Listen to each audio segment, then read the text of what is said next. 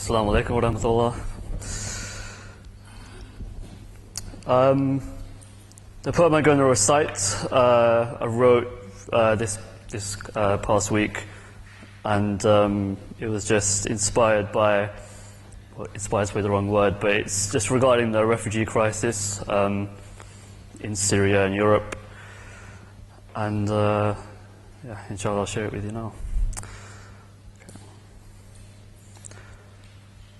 I seek refuge in Allah the Almighty from Satan the accursed, faced with the worst and most intolerable existence, as if to simply exist were a burden upon this earth. No further from worsening nights unimaginable, lives that have become in aversion to this world, tears that now mean nothing and signify even less. Were it that I could place them at the feet of my oppressor, so to submerge them in this prevalent pain, and wash away all impending misery. All I seek is refuge, yet I'm drowned in this terrible rain, for the reign of terror knows only inglorious gain. No end to reality that only worsens and unfurls, that unravels in incomparable crime. Upon stained soil that were once regal roads, nurturing young, hope-filled eyes. But there's nothing royal in kings who conspire to kill, sowing only barbed wire battlefields. They but ignite our wildfire will, and harden indestructible zeal to defy odds insurmountable that stretch beyond irreparable action, factions entrenched in constant conflict, and still worsening more in internecine war.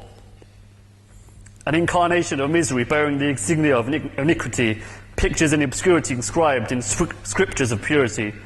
Certainly struggle is ordained to reclaim universal unity, rights and reason that which are the centerpieces of flesh and bones, forced from warm homes into cold camps of sticks and stones.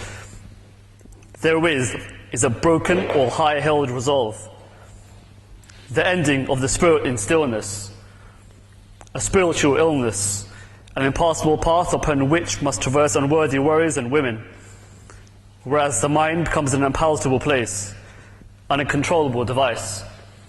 Dreams and desires mesh together in an unfathomable alliance, a union of fiery defiance like swords of iron against more iron, armies aligned as if they were stars of Orion, conspiring in compliance of what seems an everlasting empire. For relief rarely arrives, and only then fleetingly so.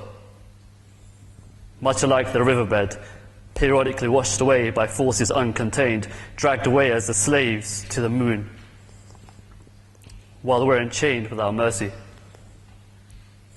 Squeezed through checkpoints narrow, penned in enclosures as if cattle, a child's smiling future trampled by deriding terror troopers. All I seek is refuge, but all I receive is this deluge.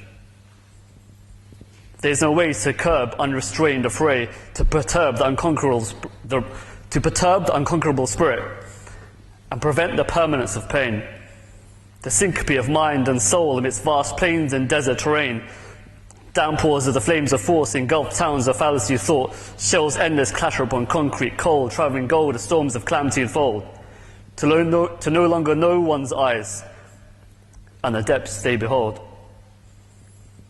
The doors to which I'm now unceremoniously denied, now I but dream of my virtuous demise. Have all noble men really died? There are none alive to live vicariously through, impervious to our struggle, disingenuous hearts, corrupt innocent minds, while in the midst of imperishable dark does exist this ever-pervading plague. Fires of freedom, they claim, firing freely. Upon the pretext to protect, yet within the presence of the precept of peace, thrives an impurity built through both purpose and power. Such presumed peace is but the precursor for war. As the day heralds the dark, as life heralds certain death. Death is but the harbinger of life, the next, and all is black. So.